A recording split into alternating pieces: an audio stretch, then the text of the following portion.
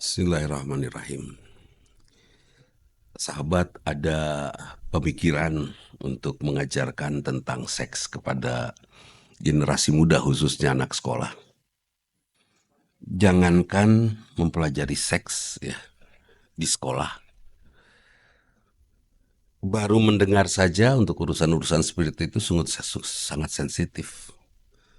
Ada yang komentar kepada saya, itu ustadz aja yang sensitif.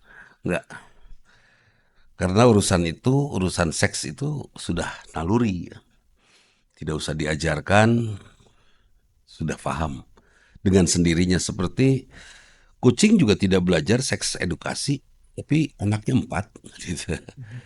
Burung juga bertelur. Artinya apa? Artinya ya sudah, tidak usah dibuat ribet gitu, nggak usah diajarkan.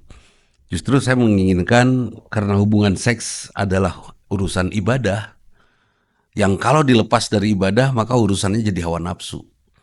Maka layak kalau seandainya pemerintah daripada menerbitkan kondom untuk siapa? Untuk pelajar, lebih baik kumpulan ayat-ayat, hadis-hadis, atau mungkin kalau ada di kitab suci lain ayat-ayat tentang itu. Saya belajar hadis tentang hubungan suami istri ini dipelajari dengan santun dalam bahasa hadis, dalam bahasa tafsir sejak usia SMA kelas 1 itu diajarkan.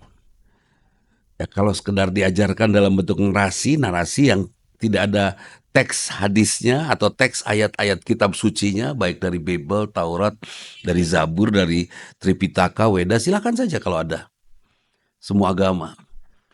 Sampaikan ayat-ayat tentang seks ini kepada anak-anak. Hadis-hadis tentang seks ini kepada anak-anak. Supaya ada yang nempel di benak mereka bahwa hubungan seks bukan urusan hawa nafsu, tapi urusan ibadah yang dari sisi hawa nafsu harus dikendalikan. Kalau disuruh dikasih alat kontrasepsinya nanti ada imajinasi yang enggak gitu ya. Dulu ada seorang Indonesia yang datang ke pantai, duduk di sebelah orang yang pakai bikini. Dia bilang, saya nggak ada masalah dengan bikini ini. Kenapa umat Islam repot dengan urusan aurat? Ya buat dia nggak masalah karena matanya sudah di situ.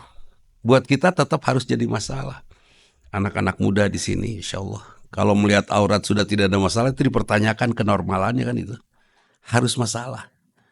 Harus ada imajinasi yang tumbuh. Tidak boleh dijadikan sesuatu yang menjadi wajar. Kalau dari sejak SMP, SMA, aurat itu menjadi sesuatu yang biasa, mungkin perjalanan rumah tangganya tidak akan istimewa. Semuanya akan menjadi biasa. Jadi sepertinya anggota DPR RI ini harus komentar tentang alat kontrasepsi yang akan disebar di sekolah-sekolah. Boleh dibayangkan kalau ada perampok baru mengerti alat kontrasepsi setelah ini, atau waktu SMA dia dikasih alat kontrasepsi ini oleh gurunya, sekedar pelajaran seks edukasi. Kemudian dia jadi perampok, kemudian ibu atau nenek atau istri dari anggota DPR diperkosa pakai alat kontrasepsi. Wilujeng, ya kan? Atau anak perempuannya di jalan diperkosa. Jangan marah karena Anda melakukan pembiaran ini. Kembali lagi saya kepada anggota DPR RI. Kenapa? Karena Anda adalah wakil kami. Meskipun kami tidak mewakilkan suara kami untuk hal itu, ya. Nggak ada satupun rakyat terpelajar yang memiliki logika yang benar yang mengizinkan dan setuju terhadap penyebaran alat kontrasepsi, itu nggak ada. Artinya dalam kondisi ini Anda diam, Anda bukan wakil kami dalam hal ini. Kami hanya ingin diwakili oleh Anda yang bertanggung jawab.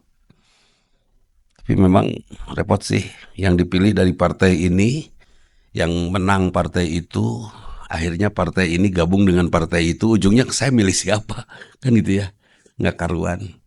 Ya terserah permainan kalian yang penuh canda seperti negara ini bukan negara anjang-anjangan, bukan negara candaan, bukan negara mainan, bukan negara boneka-bonekaan ya.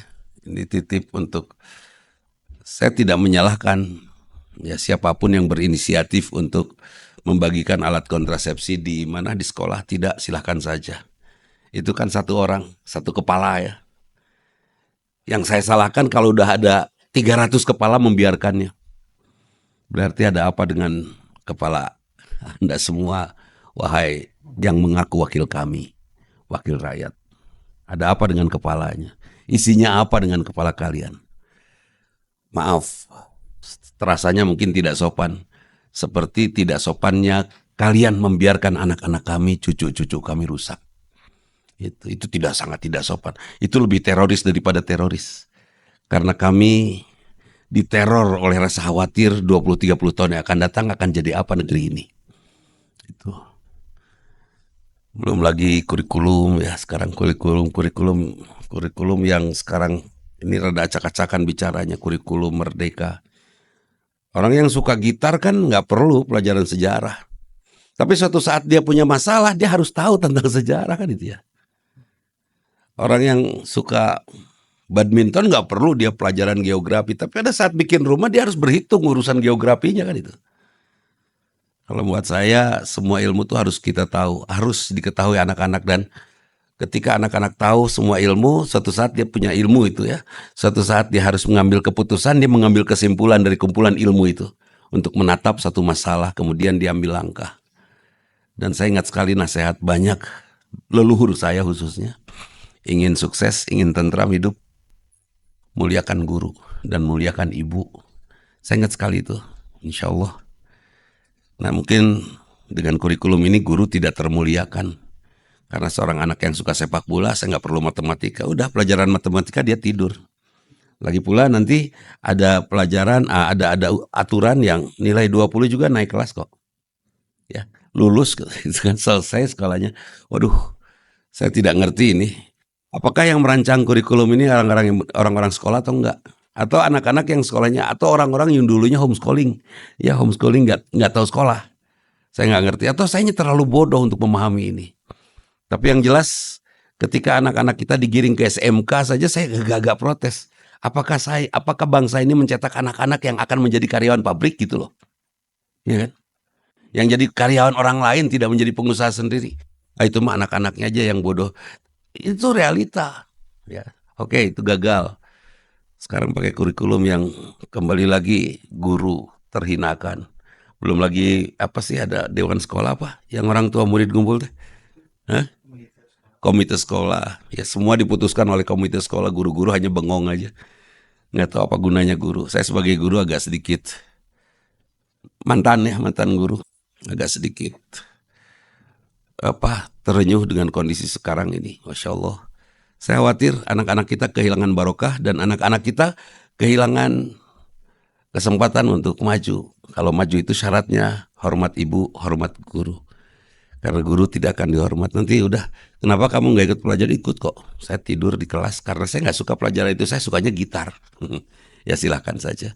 Silahkan saja. Tapi saya sarankan pada semua guru, jadilah guru yang hebat, guru yang ditunggu oleh murid. Siapapun muridnya, apapun pelajarannya, kalau gurunya sudah mengagumkan, insya Allah murid akan ikut pelajarannya meskipun dia punya hobi yang lain. Dan kepada semua sekolah, salurkan hobi matematika anak kita di eskul. Salurkan hobi bahasa Inggris siswa kita di eskul. Yang sekolahnya standar aja lah, biasa saja ya. Wallahualam, omongan saya melanggar undang-undang apa enggak ya? Tapi yang jelas itu bayangannya, mudah-mudahan bermanfaat.